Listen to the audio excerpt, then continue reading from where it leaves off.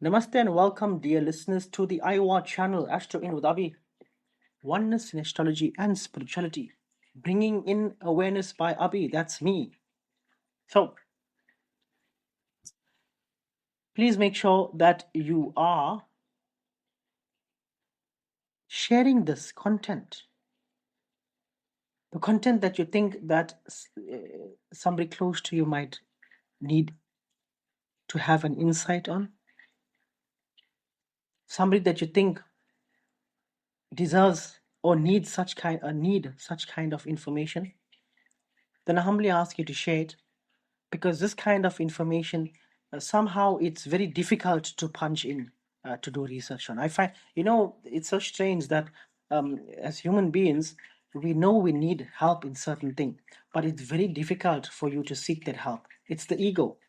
The ego comes in and like, you know what, I will deal with it. But behind closed doors, it's a different story. The need for wisdom is there. It's apparent. It's so apparent. But outside closed doors, the ego kicks in, the mind kicks in, and then it's very difficult to feed the spirit. Now I get my questions directly from you, the public. The public is live from my TikTok channel, on my WhatsApp channel, on my Facebook, also from my day-to-day activities, talking to different people, outside my sessions, also from you as clients. So the famous question, Abhi, how does one meditate? How do you meditate? Now, this is a very important question. Why? Because it's asking, how do I meditate? Now, I am obviously it's my dharma to answer this question. So I'm going to answer both. How does one meditate, and how do I meditate? So, firstly, how do I meditate? Let me explain this to you from the start to the end, where I am currently, but how it all began. So, firstly, meditation is definitely not what you see on Google, where the people are sitting in a certain way and doing mudras and all that. That's not meditation. That's part of meditation, yes, but there are various ways. The moment you think, for me, the moment I think, I am not meditating. The moment I imagine something, I am not meditating. The moment I'm uneasy and I'm thinking that I'm uneasy, I'm not meditating. The moment I'm counting, I'm chanting, whatever, for me, that's not meditating. That's basically controlling my mind, trying to find control over my mind. That's how it started in the beginning. So, in the beginning, it can take anywhere from days, weeks, months, years, possibly a decade, for you to be stuck in the same place and unmoved. It all depends on you as a person. Japa chanting and meditation is not the same, guys. Japa chanting is chanting to enter a transcendental state of mind, which is rising to that frequency. Meditation means the absolute dissolving of the mind, dissolving of the ego. And I've done an explanation of this.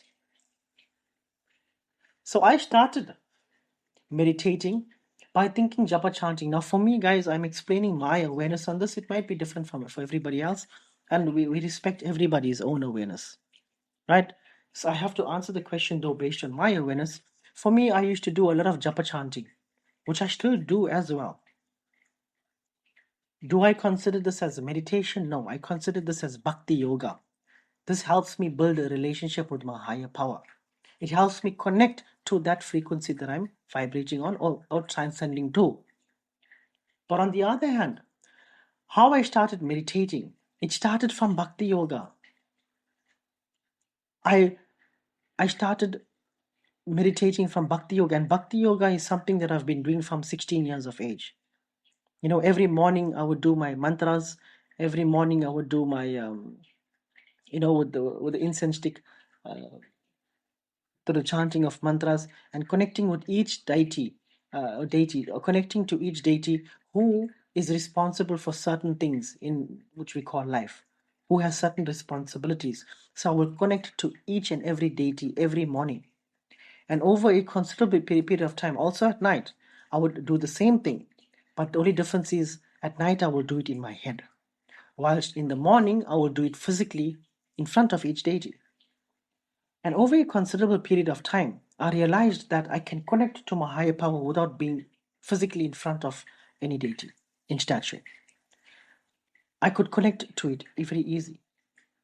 And this year I'm talking about well over, after maybe 5 6 years, maybe I realized I can connect to this.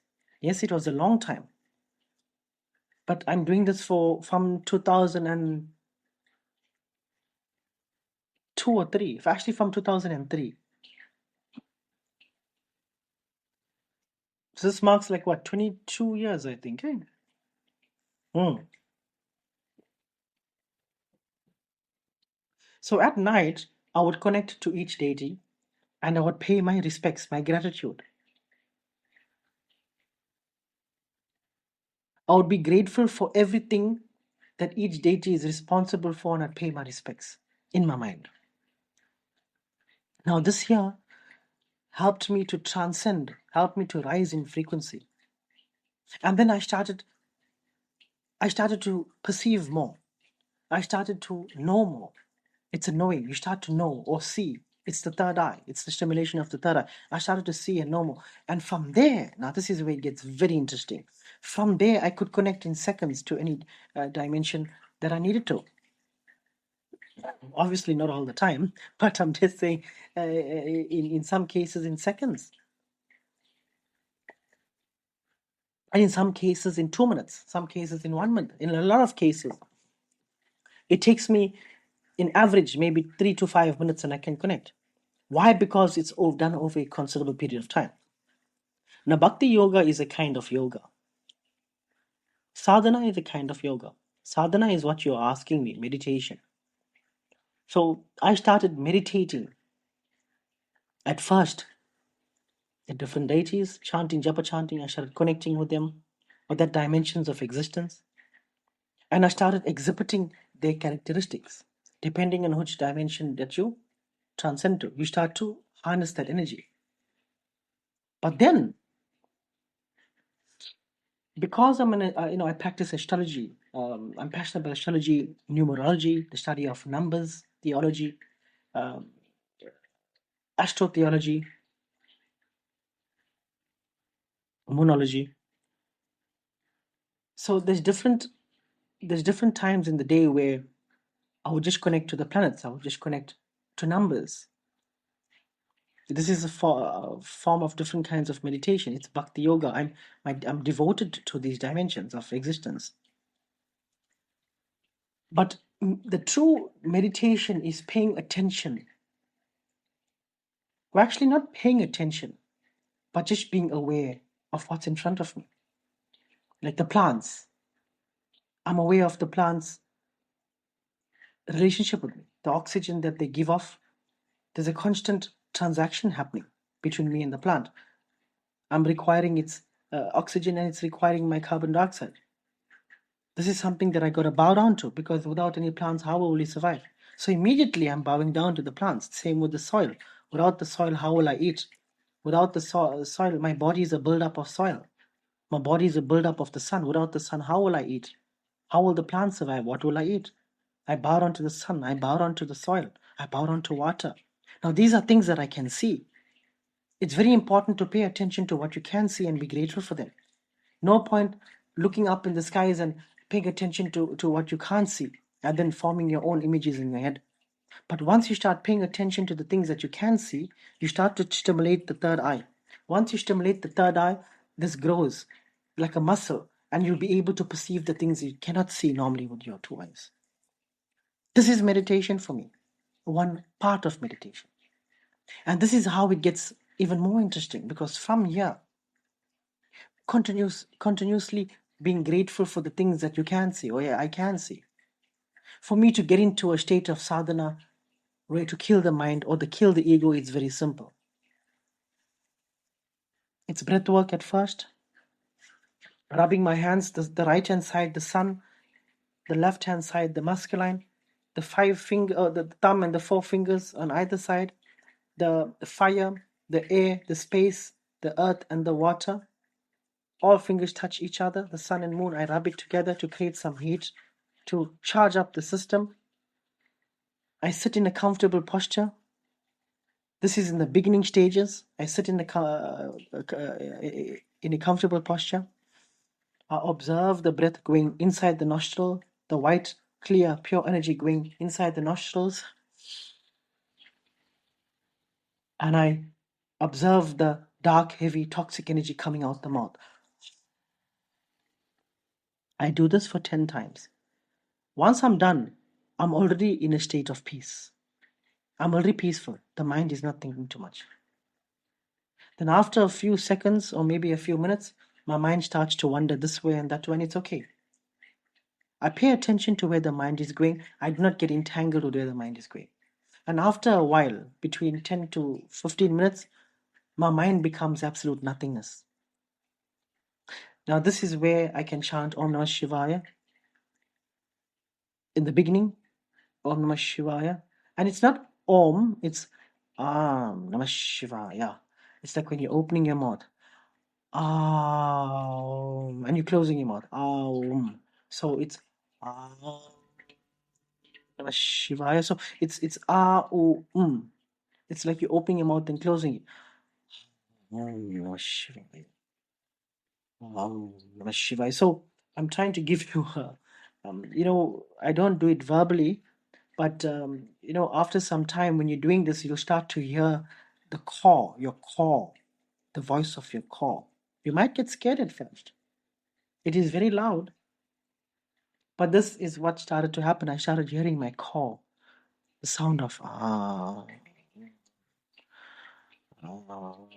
It's a sound. Some people will say it's the universal sound of It is that. This is what happens within my universe.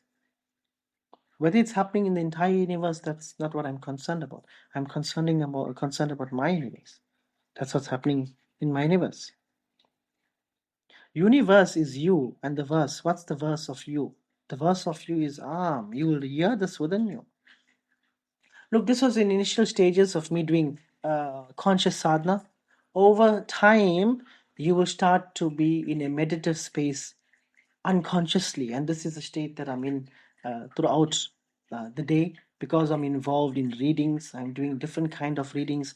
I'm doing the various options on my PDF. I'm doing astrology, numerology, immunology, intuition. I'm doing different kinds of readings, so I'm always stuck in the space. It's always in the mixed, is vibrating from the material and beyond the material. It's like the seventh plane. It's like the seventh plane. Or it's like the heart chakra, the center of the three above and the three below.